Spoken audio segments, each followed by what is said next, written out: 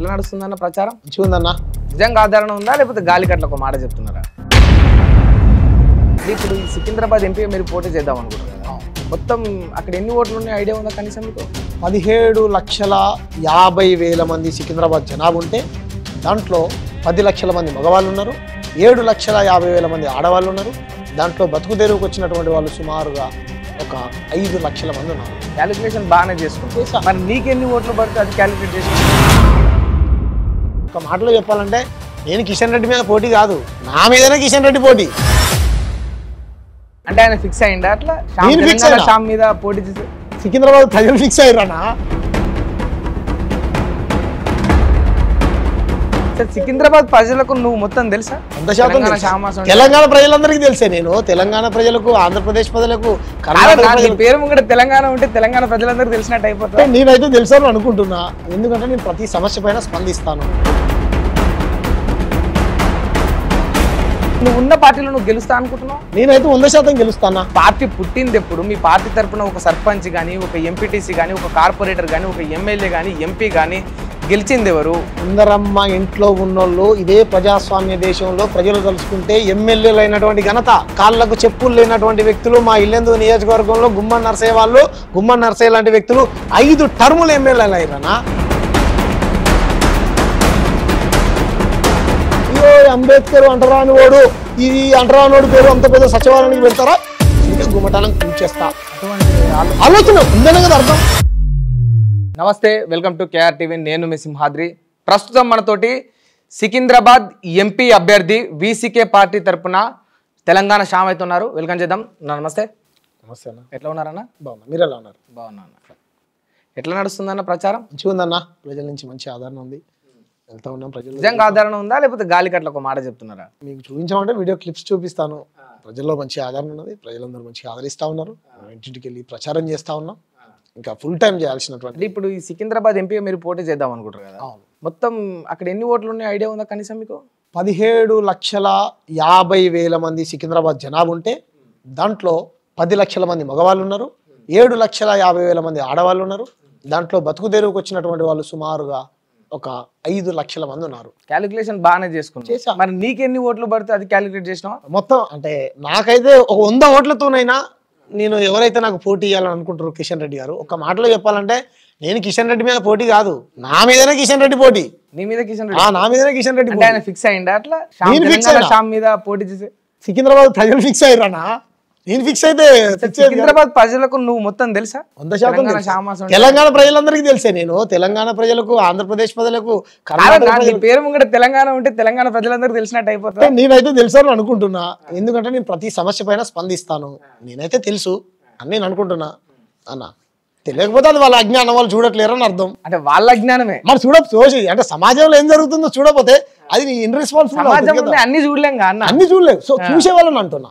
ఇప్పుడు మన తండ్రిని చంపుతా అన్నటువంటి వ్యక్తి పైన కౌంటర్ ఇచ్చింది మేమే, ఇక్కడ రైతుల మద్దతు కొట్లాడింది మేమే, ఇక్కడ పెరమల ప్రణయం చంపుతా అంటే కొట్లాడింది మేమే, మరియమ్మ లాకప్ డెత్ అప్పుడు కొట్లాడింది మేమే. కొట్లాడినాం. ఎవరు గ్రూప్ వాళ్ళకుండా మీదో గ్రూప్ అట్లే లేదన్న. అంటే నేనేమంటే అందరు ఏకం చేసుకొని పోయి కొట్లాడిరా ప్రతి సమస్య. వాళ్ళు చూడకపోతే అది వాళ్ళ తప్పు. కానీ అంటే నేను అదనట్లే, మీకు నా పాయింట్ అర్థమైందా? ఒక సమస్య వచ్చినప్పుడు మీరు అందరినీ ఏకం చేసుకొని కొట్లాడిరా లేకపోతే మీ వరకు మీరు పోయి మీ వంతు కలుపుకున్నాం? వివిధ ప్రజా సంఘాలని కలిసే వాళ్ళందరినీ కలుపుకొని పోయాం.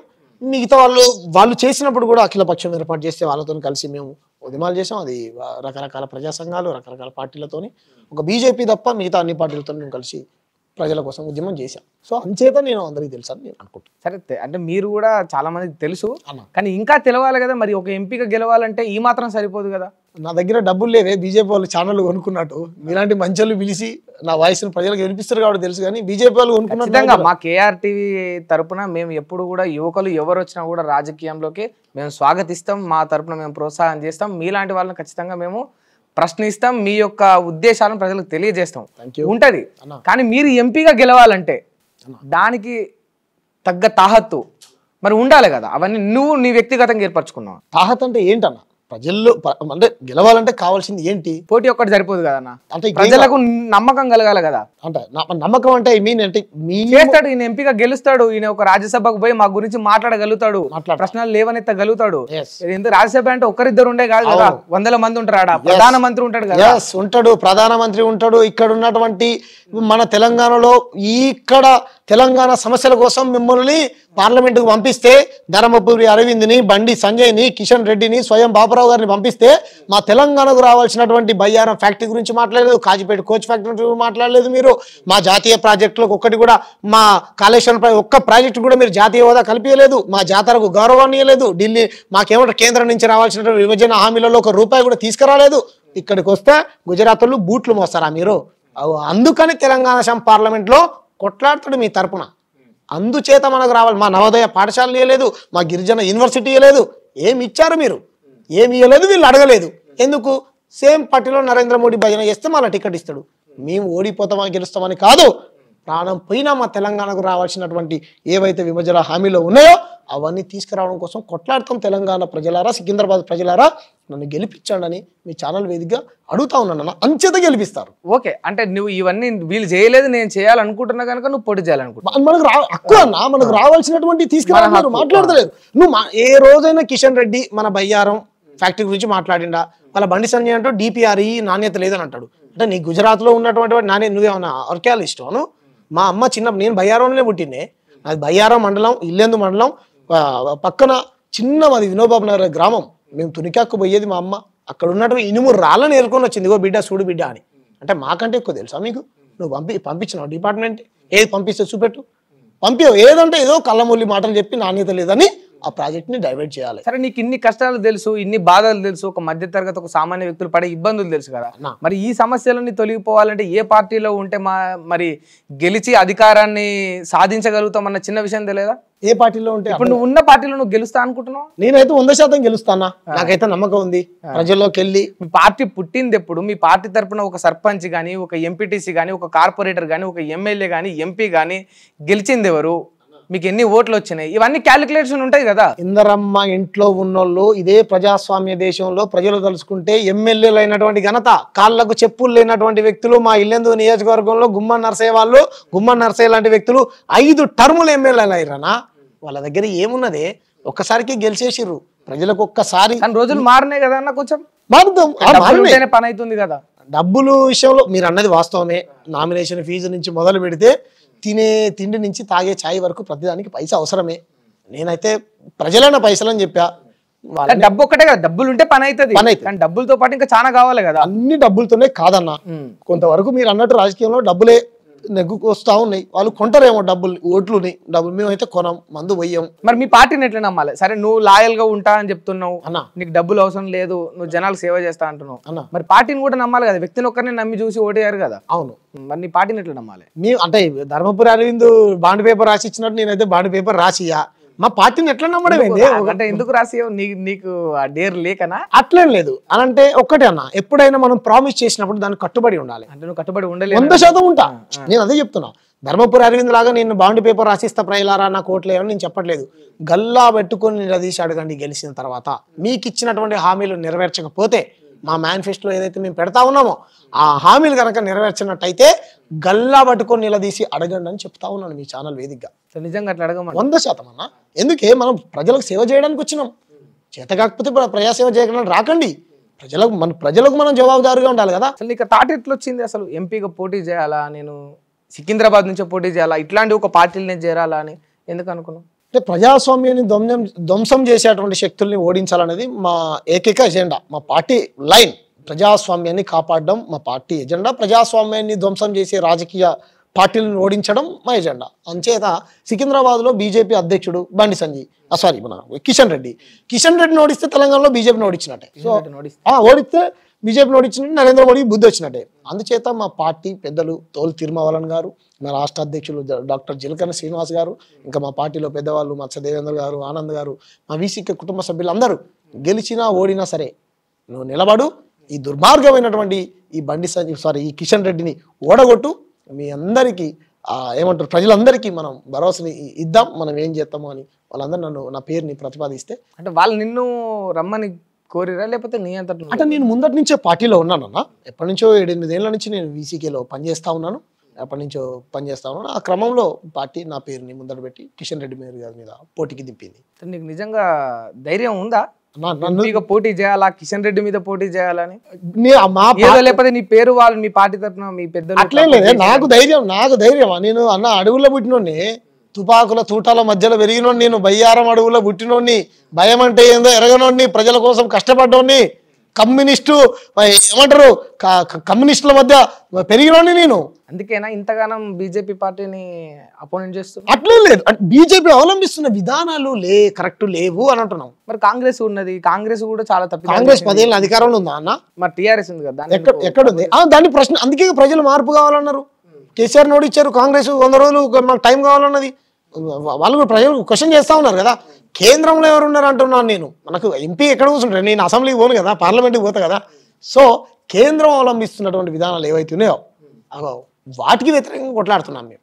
సో అంచేత బీజేపీకి హటావో, దేశ్ బచావో, కిషన్ రెడ్డికి హటావో, తెలంగాణ బచావో. బయ్యారం అడవుల్లో పుట్టిన భయమెరుగునని అంటున్నావు. అవును. మరి కమ్యూనిస్ట్ పార్టీ తరపున రాపోయినావు ఎందుకు ఈ వీసీకే? అంటే కమ్యూనిస్టు పార్టీ తరపున వద్దుమే కాదని అంటలేము, కానీ కమ్యూనిస్టు పార్టీలు కనుమరుగైపోయాయి, ప్రజలు ఆదరించట్లేదు. మరి ఎందుకు ఏంటనేది తెలియదు.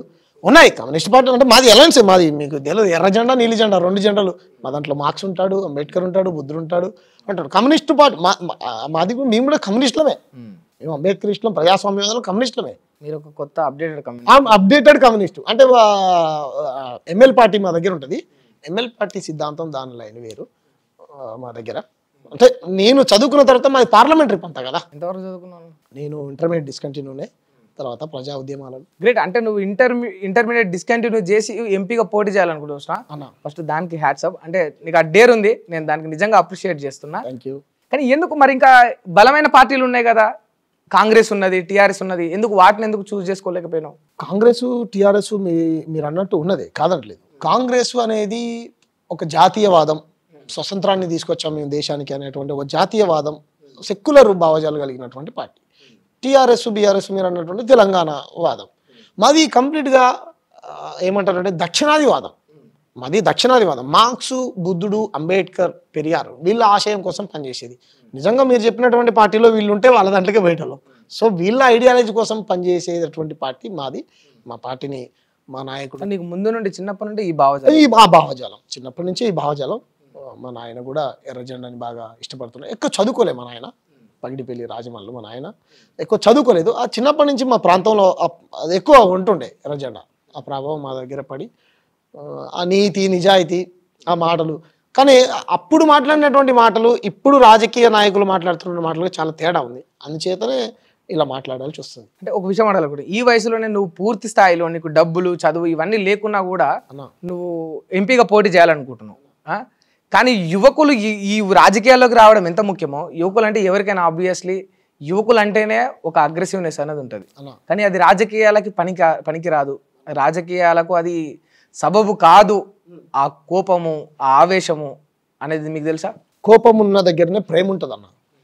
ఇది కామన్ గా అందరూ వాడేటువంటి ఉంటది. కోపం ఉన్న దగ్గర ప్రేమ ఎక్కడ ఉంటది? ఓ తండ్రి కొడుకును కొడితే, ఓ తల్లి బిడ్డని తిడితే, ఒక ఉపాధ్యాయుడు విద్యార్థులను మందలిస్తే ఆ కోపంలో ప్రేమ ఉంటది. కానీ రాజకీయాల్లోకి రావాలా, జనాలకు సేవ చేయాలనుకునే ఒక యువ రాజకీయ నాయకుడు ఎట్లా పడితే అట్లా, ఎలా పడితే అలా విర్రవీగిపోయి కోపంగా మాట్లాడితే ఇందులో ప్రేమ ఎక్కడ ఉంటది? నేను ఇంతసేపు స్టార్టింగ్ నుంచి మీకు ఇంటర్వ్యూ ఇచ్చిన దాంట్లో ఎక్కడైనా ఒక్క అన్పార్లమెంటరీ వర్డ్ అయినా వాడినా లేదు. నా కోపంలో నా రాష్ట్రానికి రావాల్సినటువంటి హక్కులు రాలేదని నా బాధ తప్ప నాకు వ్యక్తిగతంగా ఎందుకు కోపం ఉంటుందన్న? నరేంద్ర మోడీ గారికి గాయం అయితే మొట్టమొదటగా తెలంగాణ శ్యామ్ జేబుల నుంచి 100 రూపాయలు ఉంటే ఖర్చు పెట్టి ట్రీట్మెంట్ చేపిస్తాడు. అంత ప్రేమ కలిగినోడు తెలంగాణ శ్యామ్.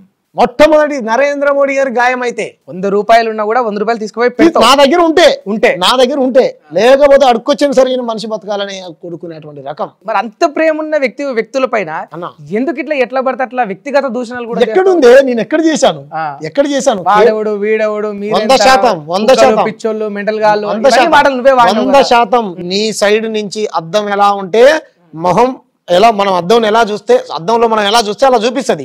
100% మీ ప్రవర్తన మార్చుకోండి. అంబేద్కర్ని చంపుతా అంటే ఊరుకోం మేము, తిరిగి చంపుతానంటున్నాం మేము.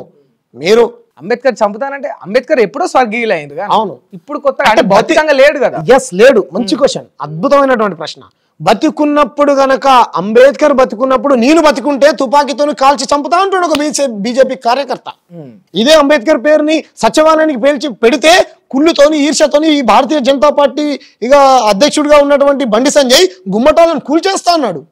ఒక ప్రజాప్రతినిధి అయి ఉండి ఇంకొక రాజకీయ పార్టీలని అంబేద్కర్ది ఉండొద్దు అని కూల్చేస్తా అంటే అన్నట్టు మీరు కులం కోసమో లేకపోతే ఓట్ల కోసం ఈ రకంగా చేస్తున్న ఉద్దేశంతో ఏంటి దాని ఉద్దేశం ఏంటి? అంబేద్కర్ పేరు కేసీఆర్ గారు సచివాలయానికి పెట్టాడు. ఆ గుమ్మటాలు మసీద్ రూపంలో ఉన్నాయి, ఇంకో మందిరం రూపంలో ఉన్నాయి, చర్చి రూపంలో ఉన్నాయి అని ఏదో ఒక వంక పెట్టి ఎందుకు? ఈ సంజయ్ కూడా ఒక బీసీ బిడ్డ అని తెలుసా మీకు? సరే ఏ బిడ్డ అని కావచ్చు, బీసీ బిడ్డ అని తెలుసు. నీ బీసీ, నీ బాడీ మాత్రమే బీసీ, నీ దిమాగ్ బ్రాహ్మణే. బాడీ బీసీ, దిమాగ్ బ్రాహ్మణ్. ఓ బహుత్ డేంజరే. అట్లా చెప్పగలరు అంతే. బ్రాహ్మణీయ వ్యవస్థ, వర్ణ వ్యవస్థని సమర్థించేటువంటి ఈ బ్రెయిన్ నీలో ఉంది. క్షత్రియుడు, బ్రాహ్మణుడు, వైశ్యుడు, శూద్రుడు, ఈ కింది కులముడు కిందనే ఉండాలి, మధ్యలో కులముడు మధ్యలో ఉండాలి, కింది కులం మాలమాదిగోళ్ళు చదువుకోవద్దు, మాదమాదిగోళ్ళు సేవ చేయాలి, మాదమాదిగోళ్ళు రాజకీయాలకు రావద్దు. ఇటువంటి ఆలోచనలు ఏదైతే నీ ఆర్ఎస్ఎస్ బీజేపీ నేర్పిస్తుందో ఆ భావజాలం ఉంది కాబట్టి ఇగో అంబేద్కర్ అంటరానివాడు, ఈ అంటరానివాడు పేరు అంత పెద్ద సచివాలయానికి పెడతారా, అందుకే గుమ్మటాలను కూల్చేస్తా. అటువంటి ఆలోచన ఉందనే కదా అర్థం. లేకపోతే నీ పార్లమెంటుకు పెట్టామని ఇక్కడ ఉన్నటువంటి ప్రజాస్వామ్యవాదులు తెలంగాణ, ఆంధ్రప్రదేశ్ మొత్తం భారతదేశ ప్రజలు మొత్తం నూతన పార్లమెంట్ భవనానికి అంబేద్కర్ పేరు పెట్టమని మేము డిమాండ్ చేశాం. మీ దృష్టికి కూడా వచ్చి ఉంటుంది. మరి పెట్టిండా మీ మోడీ గారు అంత ప్రేమ ఉంటే? నేను ఛాయ్ అమ్ముకునేటువంటి ఒక ప్రధానమంత్రిని రైల్వే స్టేషన్లో ఈ దేశానికి ప్రధానమంత్రిని కాగలిగానంటే because of doctor BR Ambedkar అని అన్నాడు కదా మోడీ గారు పార్లమెంట్లో. మరి ఎందుకు పెట్టలేదు? పేర్లు పెడితే మారిపోతుంది అంటావు మొత్తం వ్యవస్థ అంతా, సమస్యలన్నీ? అట్లేం లేదన్న. పేర్లు పెట్టినంత మాత్రాన నేను మారుతాను అనుకోలేదు. పెట్టినటువంటి పేరుకు ఏంటి నీకు ఇబ్బంది అంటున్నా? అక్కడ కనిపిస్తుంది నీ వైఖరి. ఈ జాతుల పట్ల, ఎస్సీ, ఎస్టీ, బీసీ, మైనార్టీల పట్ల నీకున్నటువంటి చిన్న చూపు. సో అందుచేత నేను ప్రవర్తన మార్చుకోవాలంటున్నావు. అందుచేత నువ్వు అన్నటువంటి భాష ఏదైతే మీరు మాట్లాడుతున్నారు, ఇంకో పార్టీని పట్టుకొని బామ్మర్దులు అన్నట్టు నువ్వు. అందుకే ముళ్ళుని ముళ్ళుతోనే తీయాలి. నువ్వు ఏ భాష అయితే ఇంతసేపు మాట్లాడాను మీతో, ఎంత చక్కగా మాట్లాడాను. మీరు అడిగిన దానికి తెలిస్తే తెలుసు అని చెప్పాను, లేకపోతే లేదని చెప్పాను. ఏం నేర్చుకోవాలి మిమ్మల్ని చూసి సభ్య సమాజం? మీరు ఒక రాజకీయ నాయకులా, వీధి రౌడీలా? మీరు అన్నారు యువత అని. ఎస్, మీరు మంచి భాష నేర్పియండి, మంచి భాషను నేర్చుకుంటాం. సరే, ఇక వాళ్ళంటే మూర్ఖులు, వాళ్ళంటే ఇక వాళ్ళ బాడీ ఒకటి ఉంటుంది, బ్రెయిన్ ఒకటి ఉంటుంది మీరే అంటున్నారు. మరి వాళ్ళు చేసిన తప్పే ఇంత తెలివి ఉన్న జ్ఞానవంతుడైన నువ్వు చేస్తే ఎట్లా? నేను చేస్తాను అంటలేదే. ఎదుటి వాళ్ళు మీరు అలాంటి పని చేస్తే మీకు బుద్ధి వచ్చేంత వరకు చెప్తాం. అందుకే మంచిగా చెప్పాం కదా, మారమని చెప్పాం. ఒకసారి చెప్తాం, 2 సార్లు చెప్తాం, 3 సార్లు చెప్తాం, 4 సార్లు చెప్తాం. వినలేదనుకో ఏ స్టైల్లో చెప్పాలో అదే స్టైల్లో చెప్తాం. చూస్తాం అన్నా.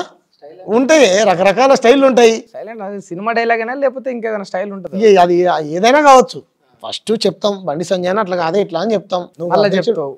మళ్ళీ చెప్తావు ఎక్కడ పడితే అక్కడ ఈనాడు లేదు, ఆయన స్టైల్ ఆయనకు ఉంటది. పోలీస్ స్టేషన్ లో కంప్లైంట్ ఇస్తాం, అయినా ఈనాడు. ఏమంటారు, రోడ్డు మీదకి ధర్నాలు చేస్తాం, అయినా ఈనాడు. ఐక్యరాజ్య సమితికి దృష్టికి తీసుకెళ్తాం, అసలే ఈనాడు. ఇప్పుడు ఇంకా రెచ్చిపోతాడు. మూర్ఖుడని వదిలేస్తాం. ప్రజలారా గమనించండి, ఊర్లలోకి వస్తాడు కదా, మీరు పూలతో సన్మానం చేస్తారా లేకపోతే ఇంక దేంతో సన్మానం చేస్తారో చేయండి అని చెప్తాం. ఆ ప్రజలే చేస్తారు. ఇటువంటి ప్రజాప్రతినిధి మనకు అవసరమని ప్రజల్లోకి ఈయన చేస్తున్నటువంటి అవలంబిస్తున్నటువంటి విధానాలను చెప్తే ప్రజలే సాదుకుంటారు, సమ్ముకుంటారు, ప్రజలే తెలుసుకుంటారు కదా. యువకుని రాజకీయాలకు వచ్చినావు, కొంచెం ఆవేశం తగ్గించుకొని ఆలోచనతో ముందుకెళ్ళాలా. తప్పకుండా నిన్ను చూసి ఇంకా యువకులు రావాలని మనస్ఫూర్తిగా కోరుకుంటున్నాం. థ్యాంక్ యూ అన్న. Thank you.